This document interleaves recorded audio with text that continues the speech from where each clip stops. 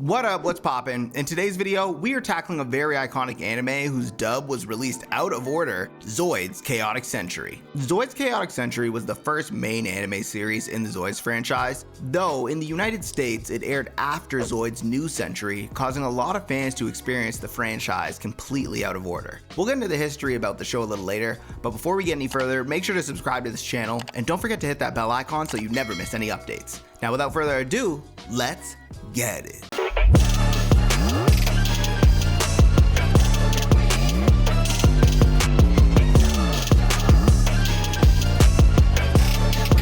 Zoids Chaotic Century first aired on Mainichi Broadcasting Systems on September 4th, 1999, eventually running until December 23rd, 2000. Unlike Zoids New Century, which focused more on tournament-style Zoid battles, Chaotic Century leans heavily into war and political conspiracy. The story takes place during the conflict between the Helic Republic and Gylos Empire, the main character slowly growing from a reckless village kid into one of the most important Zoid pilots on the planet. Similar to other Zoids anime, Chaotic Century did not originate from a manga, but was conceived as an original anime project under the overarching Zoids toy line by Tomy. Compared to New Century, this series had a much longer and more lore-heavy story, running for 67 episodes across 2 seasons. So, let's get into the story. Van, a young boy living on planet Z, dreams of becoming a great Zoid pilot like his father, who sacrificed himself protecting their village. His life changes when desert bandits attack and chase him into ancient ruins. There,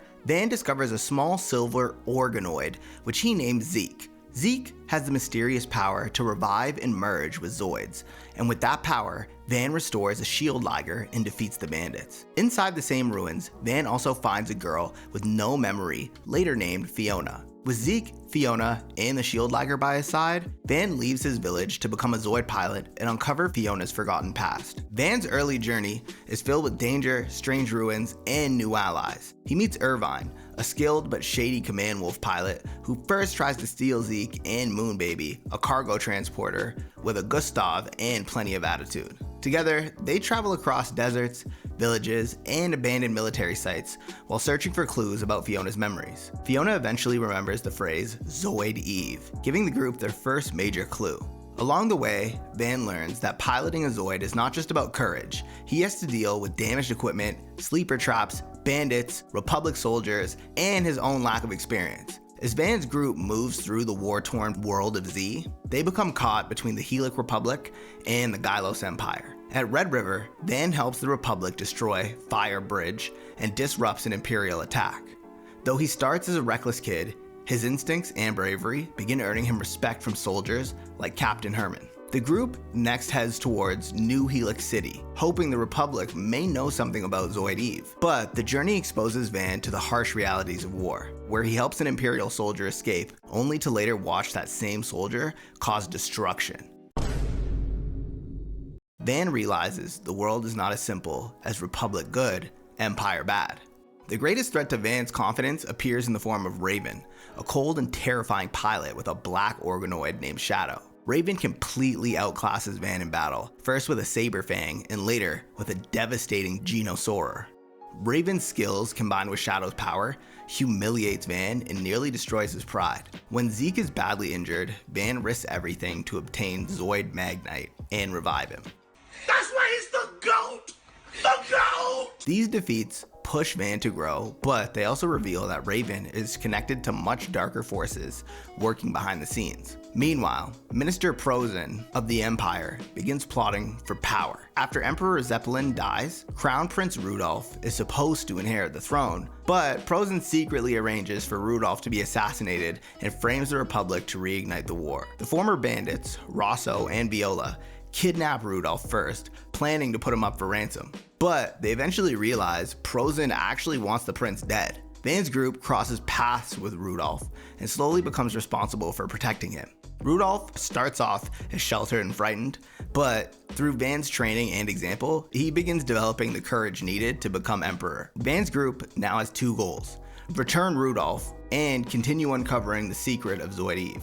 Along the way, Fiona remembers another terrifying name: the Death Soarer. Dr. D then explains that the Death Soarer is a legendary beast of destruction capable of wiping out entire armies and nations. Prozin begins gathering Zoid cores to awaken it, while Raven receives the Genosaur, a Zoid with a charged particle cannon powerful enough to destroy Van's shield lager. In one devastating battle, Raven destroys the shield lager's core. Van survives only because Zeke saves him, but his beloved Zoid is gone. Just when all seems lost, Fiona and Zeke enter a mysterious whirlwind of light around the shield lager's remains. Van struggles with jealousy and fear, wondering why Zeke chose Fiona instead of him, but he eventually hears Fiona's voice and returns. The shield lager is reborn as the Blade Lager, a faster and stronger Zoid with powerful blades and boosters. With his new power, Van defeats Stinger and continues the mission to protect Rudolph. Dr. D also reveals that Fiona is an ancient Zoidian,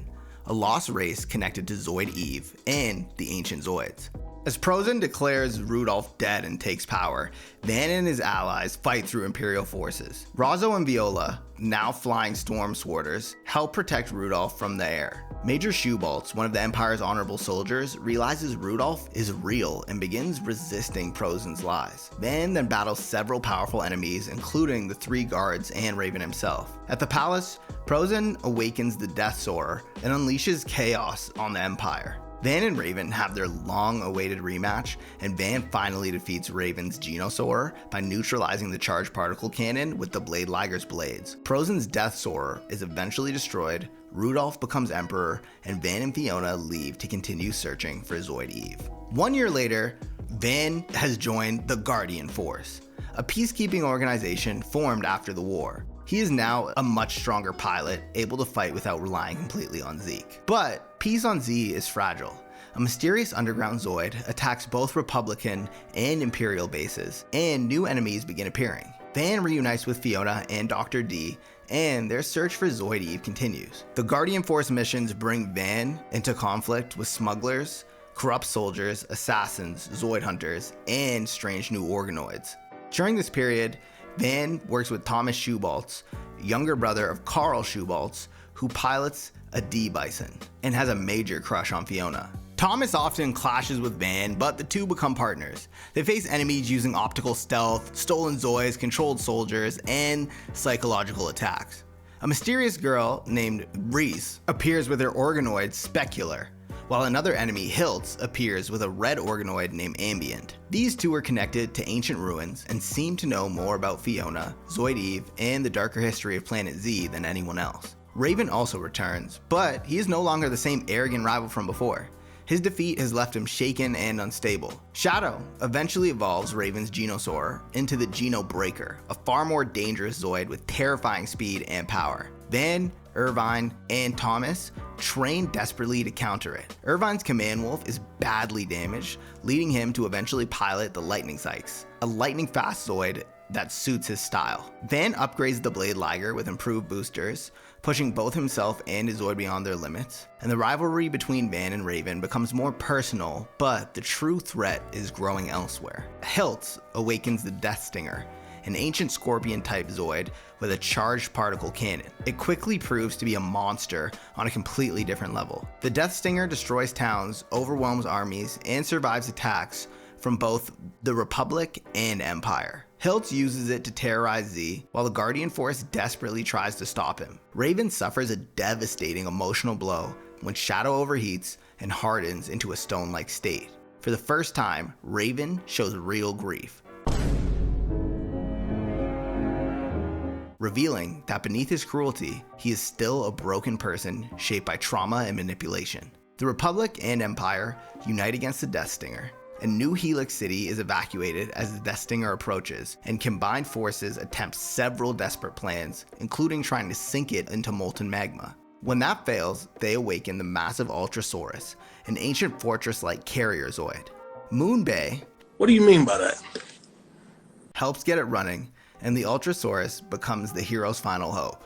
The plan is to equip it with the gravity cannon, a weapon powerful enough to create a destructive gravitational impact. But the cannon only has a few shots, meaning every attempt counts. Van, Irvine, and Thomas use a delta formation to trap the Death Stinger long enough for the gravity cannon to fire. The first attempt fails when the Death Stinger breaks free and destroys the shell with its charged particle beam. They try again, focusing all their energy into the barrier, and finally the gravity cannon destroys the Death Stinger.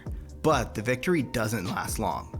Ambient fuses with its remains and revives it, pushing the battle into its final phase. Fiona is drawn closer to the truth of Zoid Eve, while a brooding figure named the Dark Kaiser reveals himself as Prozin, still alive and manipulating events from the shadows. Boy, ain't no way, boy. Boy, ain't no way, boy. Fiona opens the path to Zoid Eve, awakening ancient memories and pulling Raven, Reese, and their organoids deeper into the conflict. Reese turns against Prozin, and Raven also rejects his control. The Death Stinger transforms into an even greater threat, the resurrected Death Soarer. Hiltz then goes on a rampage, using the Death Soarer's charged particle beam to destroy everything in his path. Fiona and Zeke prepare to sacrifice themselves by destroying Zoid Eve, believing it may be the only way to stop the Death Soarer, even though doing so could wipe out all Zoids on Z. However, Van refuses to accept that future. Instead, he believes they can save Fiona, Zeke, the Zoids, and the entire planet. In the final battle, Van and Raven fight together against the Death Soarer. Raven uses the Genobreaker's charged particle beam to break through the Death Soarer's energy shield, giving Van one last opening. With that, the Blade Liger is launched from the Ultrasaurus gravity cannon, flying straight through the Death Soarer's charged particle blast and piercing its Zoid core. Van destroys the Death Soarer and Hiltz, while Zoid Eve returns underground. With the final threat defeated, Van, Fiona, Zeke, Raven, and all the others survive to face a new tomorrow. And that is the end of Zoids Chaotic Century. Let me know, did you like the series better than Zoids New Century? For me personally, I like New Century better. I guess maybe that's the first one I saw. Zoids Battle Legends was primarily based on that as well. So I don't know if it's just that I have bias towards it since that was my first impression of the Zoids franchise. But this series is a banger too. I just feel the tone obviously is in a completely different direction. But let me know in the comments down below which Zoid series is your favorite, and heck, maybe it's neither of these two and it's one of the other Zoid series that are out there. Don't forget to share this video, come back, watch some more, and subscribe.